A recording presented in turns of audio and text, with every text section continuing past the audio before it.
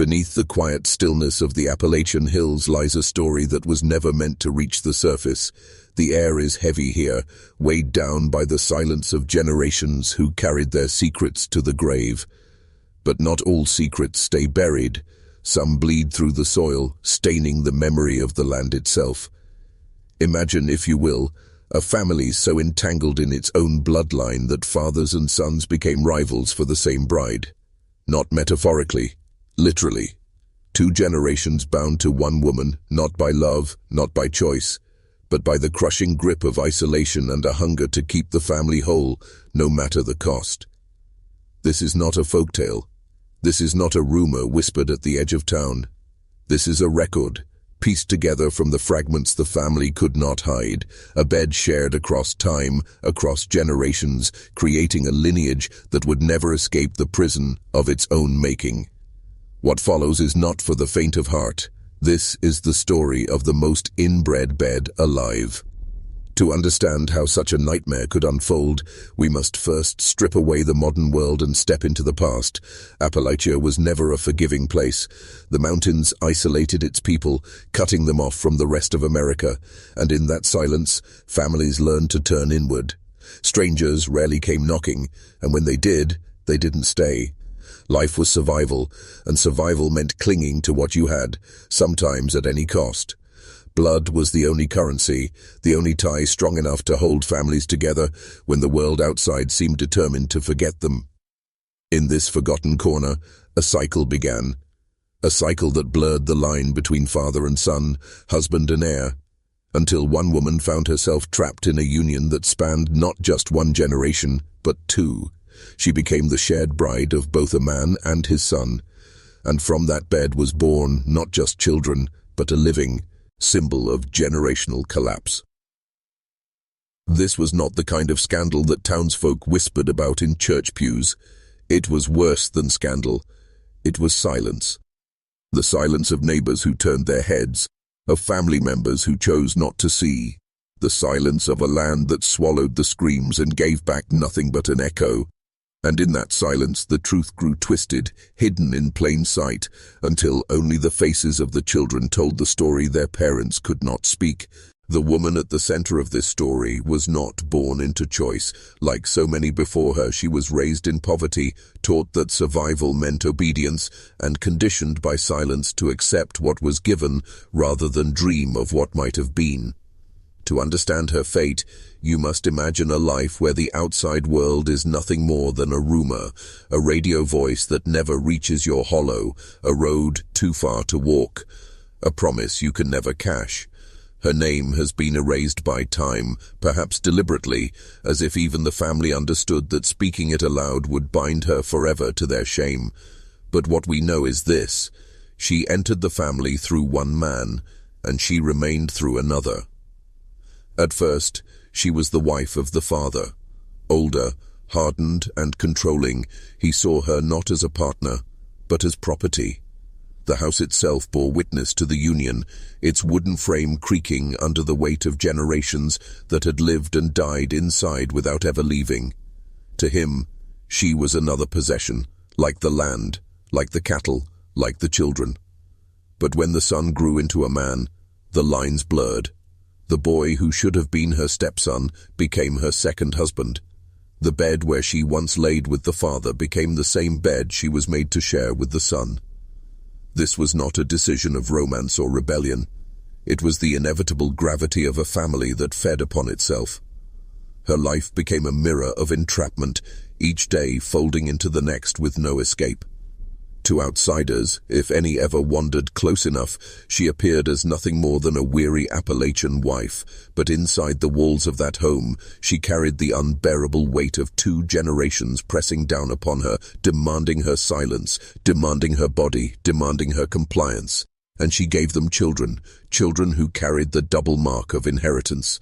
They bore the faces of both father and grandfather and sibling, blurred together until identity itself became a shadow. This arrangement was never spoken of as unusual within those walls. It was survival, they told themselves, a way to keep the land, the name, the blood intact. Yet beneath the surface, cracks formed. The children carried whispers in their very bones. They wore the evidence of their conception on their faces, slight deformities, vacant stares, strange patterns of speech. They were the proof the family tried to bury, but could never quite erase, and so the curse was carried forward, generation after generation, with the woman trapped at its center like an insect in amber, her suffering preserved in silence. In time, the story of this family stopped belonging only to them. The land itself seemed to carry it, as if the soil had been poisoned by what unfolded within those walls. Neighbors, scarce as they were, began to notice the children first. Children who struggled to learn even the simplest words, whose eyes didn't quite meet yours, whose bodies carried small but undeniable marks of their parentage. A slant of the forehead, a twist of the mouth, fingers too short, limbs too thin, skin too pale. At first, people told themselves it was just bad luck, a sickness of the hills, something you couldn't quite name. But behind closed doors, whispers began. They knew. They always knew. Yet no one intervened. That is the cruelest truth of all. Isolation became complicity. The family's strangeness was explained away with shrugs, with mutters of, "That's just how they are," as though deformity and confusion could be inherited without cause. But the truth was right there. Every child was a reflection of the bed their mother had been forced to share.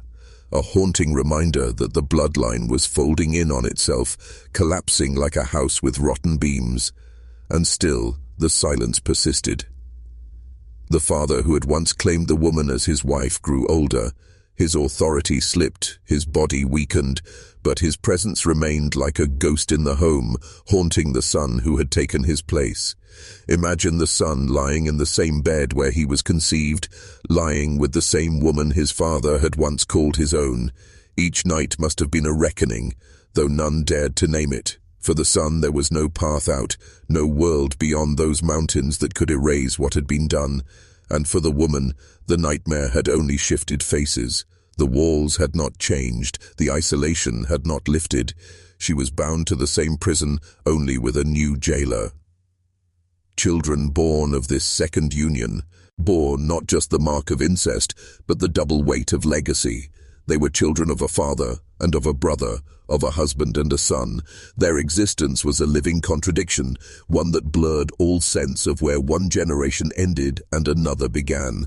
In their eyes, you could see the fracture of time itself, a history repeating endlessly within a single family, until the difference between past and present no longer mattered. There is a cruelty in memory because what the body tries to forget, the blood remembers. In this family, memory was etched into the very bones of the children who walked out of that house. They did not need words to tell their story. Their faces spoke for them. And yet, the silence remained louder than any confession. What happens to a family when it devours itself?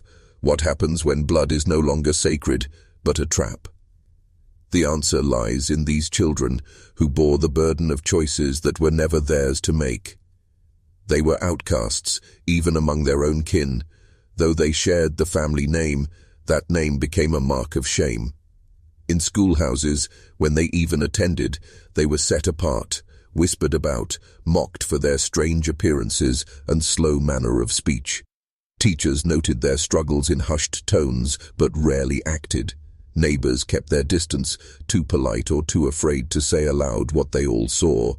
And so, the children lived as shadows, present but never fully part of the world beyond their home. The woman, now older, carried these burdens in silence. Her face became a map of suffering, each line carved deeper with the weight of what had been done to her. Yet, she endured. Perhaps she believed there was no other way. Perhaps in some terrible fashion she convinced herself this was the natural order, for when you are cut off from the outside world, the boundaries of right and wrong blur until survival alone feels like justification. She raised children who were both her offspring and her curse, children who were tied to her by a chain she never had the strength to break. And the son, now the patriarch in his father's shadow, carried his own torment. He had inherited not just the land, not just the burden of keeping the family intact, but the stain of his father's choices. He was both victim and perpetrator, both son and husband. His life whirled, as one long echo of the bed he had been born into. He passed the same curse to his children because there was nowhere else to turn, no one else to bring into the fold. Blood was all they had, and blood was all they would ever take. The cycle tightened like a noose. With each passing year, the family drew further inward, less capable of reaching beyond themselves. Their story was not progress, but collapse, an implosion of lineage, where each generation became a dimmer reflection of the one before it. A house where time did not move forward but circled endlessly, trapping everyone inside. There comes a moment in every hidden history when silence begins to fracture. For this family, it was not sudden. It was slow, like rot creeping up a beam until the structure groans beneath its own weight. Outsiders began to notice the strange uniformity of the children, their sameness. The boys and girls carried the same sunken cheeks, the same heavy foreheads, the same vacant eyes that seemed to stare through rather than at you. Generations of folded blood had carved their marks into the flesh, making it impossible to pretend that nothing was wrong. But still, there were no accusations, no rescues. Appalachia was a land of looking the other way. Poverty made everyone guilty in their own ways, and pointing fingers was dangerous in a place where survival meant minding your own. So the family continued, unchallenged, their home sinking deeper into secrecy as the years passed. What outsiders didn't see was the psychological horror inside. Imagine the mother sitting at the table with her children, some calling her mother, others calling her grandmother, though they were all birthed from the same womb.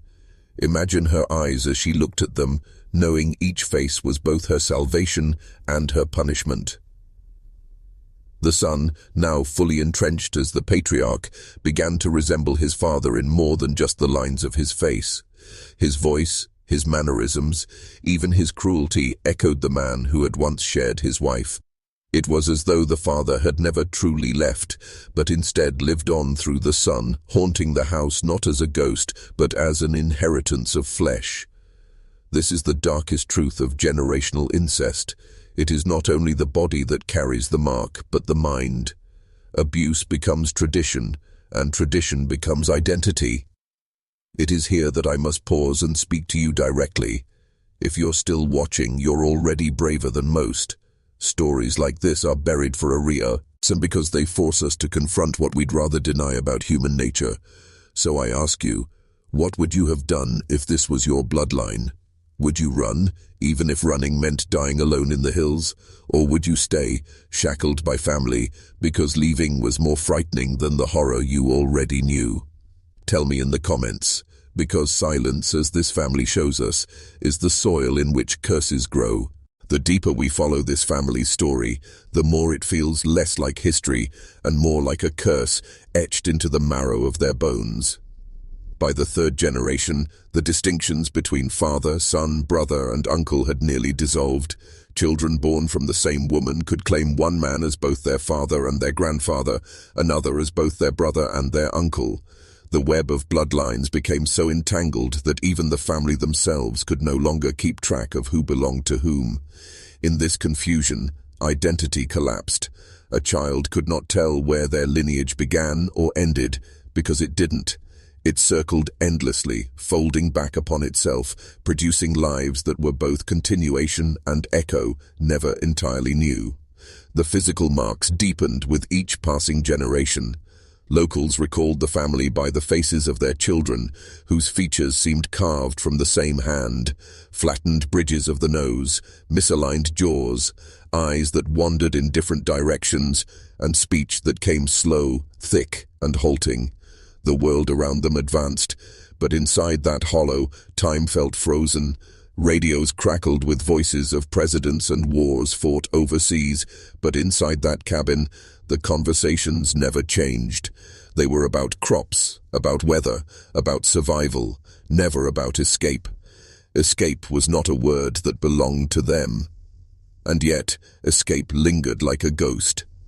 Every now and then, a child would wander to the edge of the woods, staring down the road that led out of the hills, only to turn back. Perhaps fear pulled them home. Perhaps loyalty, perhaps the crushing reality that no matter how far they walked, they carried the mark of their family in their face, in their blood. They were branded by history itself, and there is no outrunning blood. The woman who had been both bride and prisoner eventually faded into old age, her body worn, her spirit hollowed. But she did not leave peace behind. Instead, she left a legacy that bound her descendants tighter than chains. Her suffering was not buried with her. It breathed through every child who bore her likeness. The bed she once shared did not die with her either. It lived on, passed down, not as furniture but as inheritance. An idea, a curse, a wound. By the time the last whispers of this family reached the outside world, their story no longer resembled the story of a family at all. It resembled the story of a collapse. What began as an attempt to preserve blood, to hold land, to cling to survival, had become the undoing of every soul tied to it. Their cabin, once a shelter, now stood as a monument to entrapment, its wooden beams soaked in decades of silence and shame. Those who dared step close swore the air itself felt heavier, as though the house remembered every secret it had ever been forced to contain. Generations of children grew into adults who could never quite leave the shadow of their origin. Some remained in the hills, living lives of half-existence, their world bounded by ridges and silence. Others tried to leave, drifting into nearby towns, but even there they were marked. Their faces told their story before their words ever could. People stared too long, or not at all. Doors closed, jobs were denied. They became living relics of a truth too disturbing for polite society to acknowledge. And yet, this family still exists, in fragments, in bloodlines that carry forward even today. Somewhere, perhaps in a forgotten hollow or in the face of a stranger on a quiet street, the mark of that union between father, son, and shared bride still lingers, because blood does not forget. It carries memory forward, no matter how desperately we try to bury it. That is the horror of stories like this. They do not end. They ripple outward across time, across generations, until the past feels uncomfortably close to the present. When we speak of Appalachia, we often romanticize the rugged beauty of its hills, the resilience of its people, but buried beneath that beauty are truths that terrify. Families consumed by their own silence, generations trapped by bloodlines they could not escape. And in this particular story, on a woman, 2 generations of men, and the children who bore their mark, we find not just a history, but a warning. Isolation breeds silence, silence breeds secrets, and secrets, when left to fester, consume everything they touch. You have now walked through the shadows of a house that was never meant to be opened, a history that was never meant to be told. Remember this as you leave. The most disturbing horrors are not born of monsters or myths, but of families, of blood, of choices made in silence. And sometimes those choices never die. They live on, in the most inbred bed alive,